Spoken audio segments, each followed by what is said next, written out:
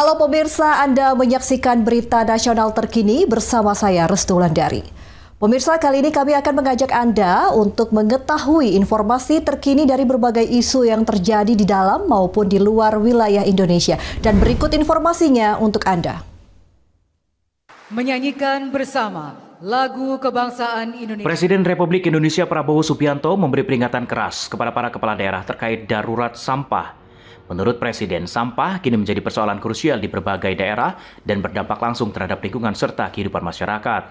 Prabowo mengungkapkan berdasarkan proyeksi pemerintah, hampir seluruh tempat pembuangan akhir atau TPA di Indonesia akan mengalami kelebihan kapasitas pada tahun 2028, bahkan bisa terjadi lebih cepat. Kondisi ini dinilai harus ditangani secara serius dan terstruktur.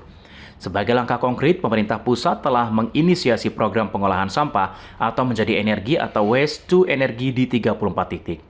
Proyek strategis nasional ini memiliki total nilai investasi mencapai 3,5 miliar dolar Amerika Serikat atau setara dengan 58 triliun rupiah dan ditargetkan mulai dibangun dalam waktu dekat. Saya ingin sampaikan kepada para kepala daerah bahwa masalah bangsa ini sekarang adalah juga yang sangat krusial adalah masalah sampah.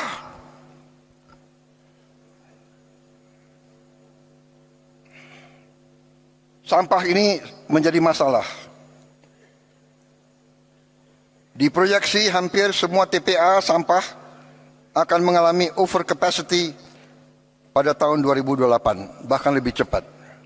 Untuk itu, tahun ini kita akan buka 34 proyek pembangunan waste to energy di 34 kota. Ini saya minta groundbreaking berapa bulan ini dilaksanakan. Ini kita perkirakan 2 tahun lagi sudah berfungsi. Presiden menegaskan meski dibutuhkan sinergi antara pemerintah pusat dan daerah, situasi darurat tidak memungkinkan penundaan. Oleh karena itu, demi kepentingan rakyat, pemerintah pusat akan mengambil peran utama dalam memimpin penanganan masalah sampah nasional. Tim Liputan, Berita Nasional TV. Sudah ada inisiatif beberapa bupati.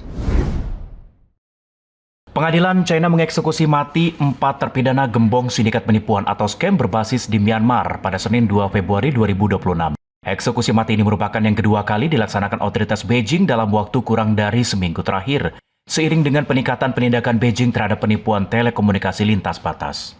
Pengadilan dan Rakyat Shenzhen dalam pernyataannya dilansir AFP pada Senin mengumumkan eksekusi mati dilakukan terhadap 4 terpidana mati kelompok kriminal keluarga Bai. Tindak kejahatan mereka menurut Pengadilan Rakyat Shenzhen mencakup penipuan, pembunuhan berencana, penganiayaan berencana, penculikan, pemerasan hingga prostitusi paksa. Jaringan penipuan memikat pengguna internet ke dalam hubungan romantis palsu dan investasi mata uang kripto berkembang pesat di seluruh Asia Tenggara termasuk di Kamboja dan wilayah Myanmar. Awalnya, sebagian besar pelaku menargetkan penutur bahasa Mandarin.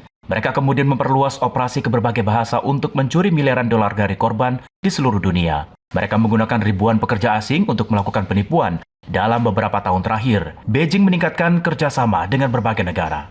Ribuan orang dipulangkan menghadapi persidangan di sistem peradilan China. Pengumuman terbaru ini muncul beberapa hari setelah pengadilan di kota Wenzhou, Cina Timur mengatakan mengeksekusi 11 bos sindikat disebut terkait operasi penipuan telekomunikasi dikenal sebagai kelompok kriminal keluarga Ming. Menurut pengadilan, kelompok tersebut menjalankan taman hiburan ilegal di wilayah Kokang, Myanmar Utara. Tindakan mereka menyebabkan kematian 6 warga China dan melukai banyak orang lain. Keempat orang tersebut dijatuhi hukuman mati pada November 2025. Demikian berita nasional terkini, saya Restu Wulandari pamit dan sampai jumpa.